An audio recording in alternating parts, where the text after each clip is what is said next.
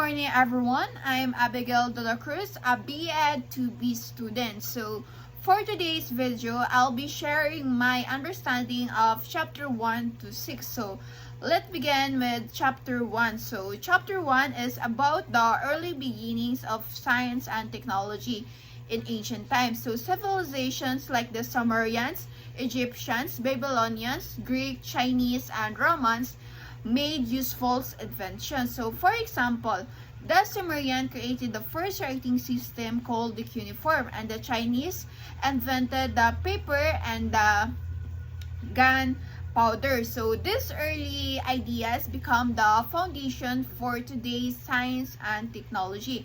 Also, ang napoy mga Filipino invention kapres atong kang Dr. Fidel Mundo nga nag-create siya og low-cost incubator for the babies og ang ka Isa Mihino, which is ang salt lamp for light.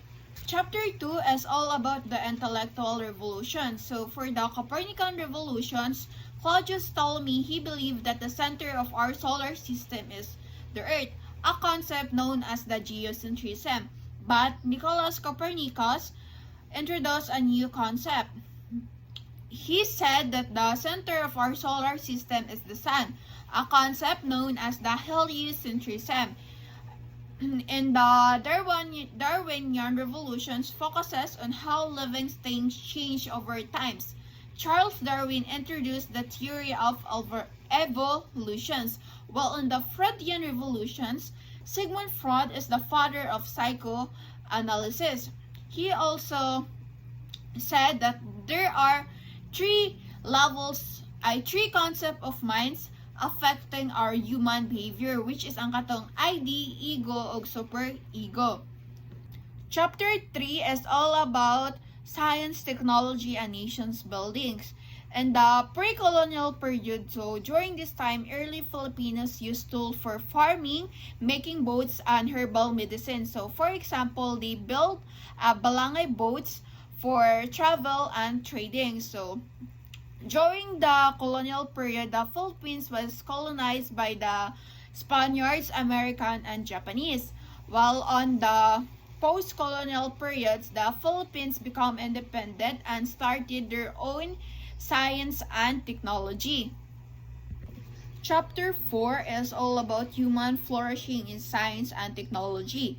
Science and technology help people live better, easier, and more meaningful lives.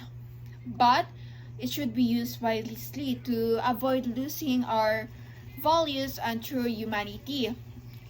Human flourishing happens when technology is used to create, discovers, and help others, not to control or replace who we are. When we say poesis, it is when we see the world for its beauty and deeper meaning. But when we say in framing, it is when we view the world as something like a tools nga pwede nato mapakinabangan.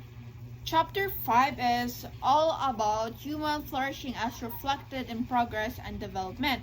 True progress is not just about owning more things, but living a meaningful lives while protecting our environment.